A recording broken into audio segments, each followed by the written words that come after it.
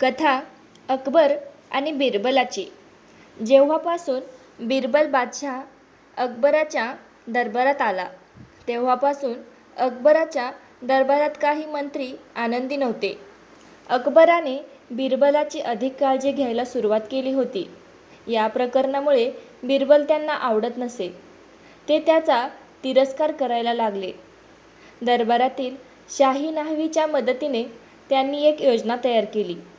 न्हावी गरीब होता, त्याला या दृष्ट योजनेत सहभागी व्हायचे नव्हते. परंतु त्यांनी दिलेल्या सोन्याच्या नाण्यांमुळे तो त्यांचा प्रतिकार करू शकला नाही. म्हणूनच त्याने मदत करण्याचे मान्य केले. एके दिवशी तो अकबराचे केस कापत होता, तर तो म्हणाला, "जहापना, काल रात्री मला स्वप्न पडले. तुमचे पिता माझ्या स्वप्नात आले होते आणि मी आरामात आहे, तू काळजी करू नकोस असे सांगितले आहे." हे ऐकून अकबर दुःखी झाला.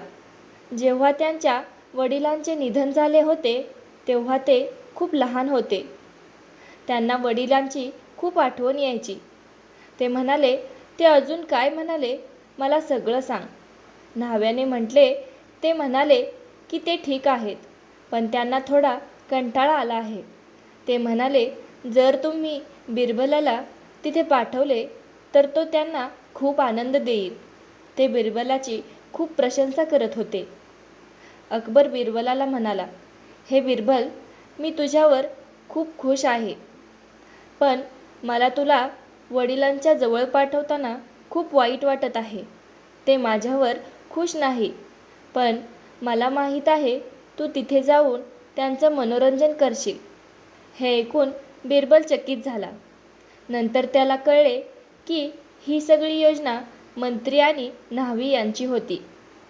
त्याने त्याच्या घराबाहेर एक खड्डा खोदला.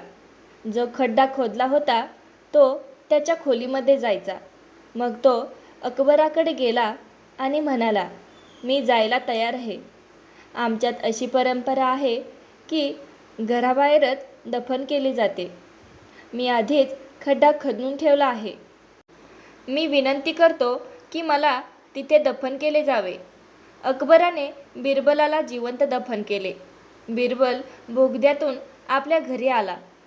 3 आठवड्यानंतर तो अकबराच्या दरबारात गेला. प्रत्येकजण बिरबलाला पाहून आश्चर्यचकित झाला. अकबर म्हणाला, "तू स्वर्गातून कधी परत आलास? माझे वडील कसे आहेत आणि तू एवढा म्हाताऱ्या माणसासारखा का दिसतोय?" बिरबल म्हणाला, "महाराज, तुमचे वडील ठीक आहेत.